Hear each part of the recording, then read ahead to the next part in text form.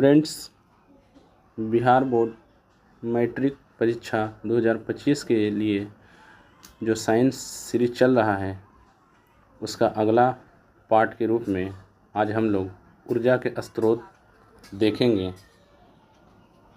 और अगर आप इस चैनल पर नए हैं तो इसे सब्सक्राइब कर लें और बेल आइकन को प्रेस कर दें और अपने दोस्तों को शेयर कर दें। तो चलते हैं, इस सेशन की शुरुआत करते हैं। ऊर्जा के स्रोत। ऊर्जा के स्रोत से संबंधित दो चार बात को पहले हम लोग समझ लेते हैं कि ऊर्जा के विभिन्न रूप हैं तथा ऊर्जा के एक रूप को दूसरे रूप में परिवर्तित किया जा सकता है। दूसरा पॉइंट है कि ऊर्जा का स्रोत एक लंबी अवधि तक सुविधाजनक रूप से ऊर्जा की पर्याप्त मात्रा प्रदान करता है। फिर है ऊर्जा की आवश्यकता, मतलब हम लोग की ऊर्जा की आवश्यकता क्यों पड़ता है। खाना बनाने के लिए, प्रकाश उत्पन्न करने के लिए, यातायात के लिए, मशीनों को चलाने के लिए या उद्योग एवं कृषि कार्य के लिए, यानी इन सभी जगहों पर ऊर्जा की आवश्यकता होती है। बल्कि नहीं इन सब, बल्कि इससे और कहीं ज़्यादा, यानी हम लोग आज रोज़मर्रा की ज़िंदगी में जो कुछ भी इस्तेमाल कर रहे हैं उसको चलाने के लिए कहीं न कहीं ऊर्जा की ही आवश्यकता होती है। तो चलते हैं क्वेश्चन वाले सेशन पर। आज का पहला सवाल है कि निम्न में कौन बायोगैस ईंधन का स्रोत नहीं है। लकड़ी, गोबर गैस, नाभिकीय ऊर्जा या कोयला। तो लकड़ी नहीं है, गोबर गैस भी बायो ईंधन का स्रोत है, जबकि नाभिकीय ऊर्जा ये इसका स्रोत नहीं है। ऑप्शन नंबर सी इसका राइट आंसर होगा। फिर है ग्लोबल वार्मिंग के लिए उत्तरदायी गैस कौन सा है। ऑक्सीजन, NH3 या CO2 या N2।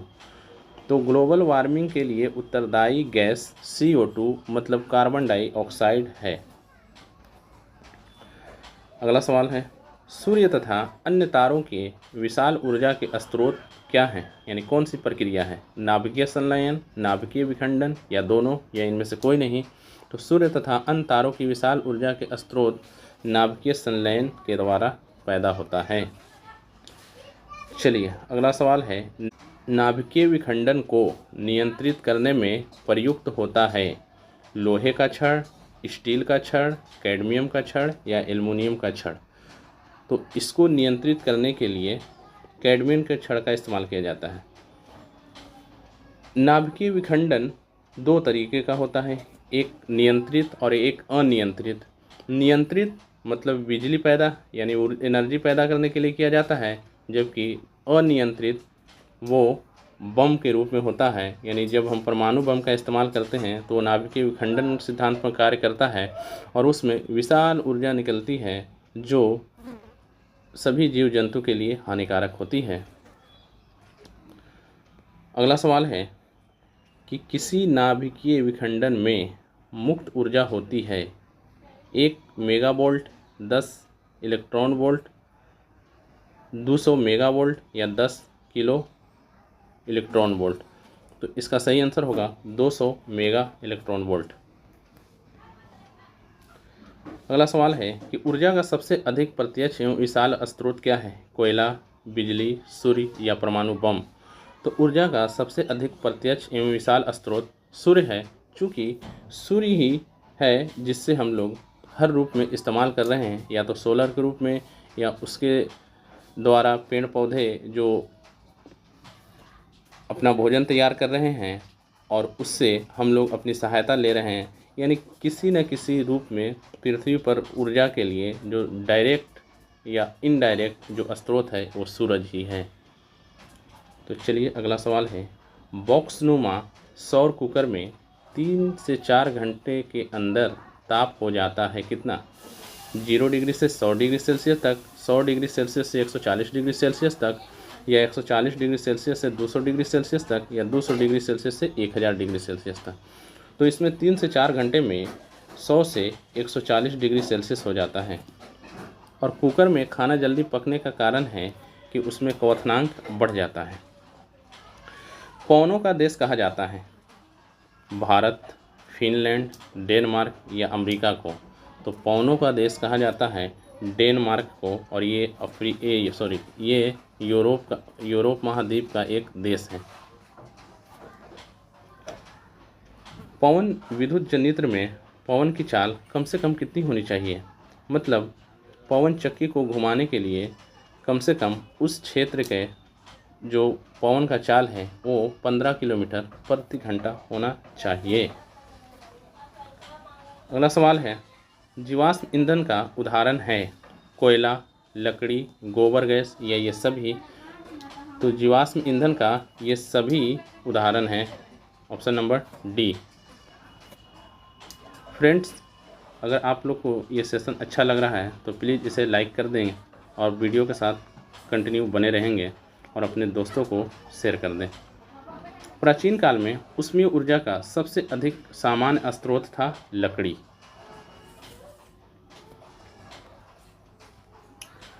क्वेश्चन नंबर 12 है, कार्य करने की क्षमता को कहते हैं बल, शक्ति, ऊर्जा, ईंधन। तो कार्य करने की क्षमता को कहते हैं ऊर्जा, ऑप्शन नंबर सी। गोबर गैस एक प्रकार की है प्राकृतिक गैस, बायोगैस, लकड़ी या चूल्हा? तो गोबर गैस एक प्रकार का बायोगैस है। नवीकरणीय ऊर्जा का स्रोत है नाभिकीय ऊर्जा, सौर ऊर्जा, कोयले से प्राप्त ऊर्जा या प्राकृतिक गैस से प्राप्त ऊर्जा? तो यहाँ पर हम लोग नवीकरणीय और अनवीकरणीय ऊर्जा को समझ लेते हैं। नवीकरणीय ऊर्जा व स्रोत ऐसे स्रोत को कहते हैं जिसका इस्तेमाल करने पर बहुत ही कम मात्रा में ख़त्म हो रहा हो, और अनवीकरणीय ऊर्जा स्रोत ऐसे स्रोत को कहते हैं जिसे इस्तेमाल करने से तेज़ी से ख़त्म हो रहा हो। तो यहाँ पर पूछा गया है कि नवीकरणीय ऊर्जा स्रोत कौन सा है? तो आपका ये आंसर हो जाएगा सौर ऊर्जा। जैव गैस एक उत्तम ईंधन है क्योंकि इसमें मीथेन गैस पाई जाती है 50%, 60%, 70% या 75%। तो जैव गैस एक उत्तम ईंधन इसलिए है क्योंकि इसमें 75% मीथेन पाया जाता है।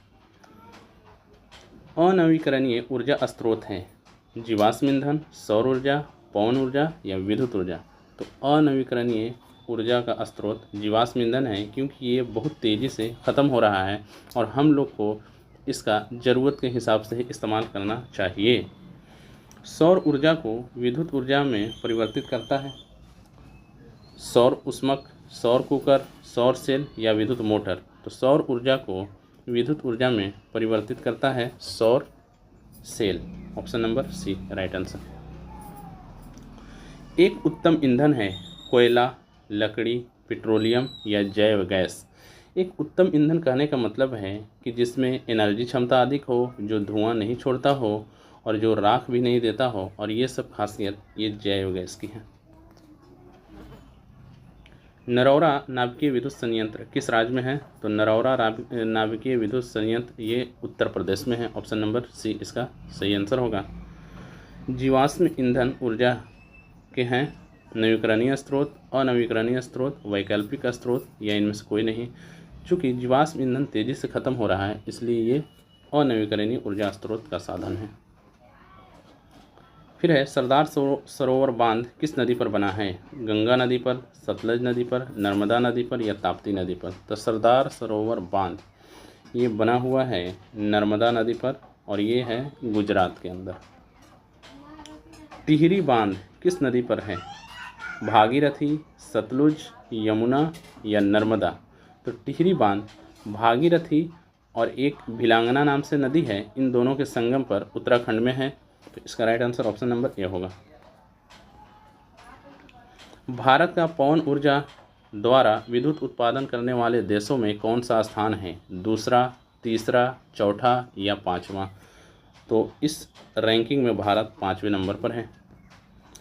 सौर सेल बनाने के लिए किसका उपयोग किया जाता है? लोहा, चांदी, तांबा, सिलिकॉन?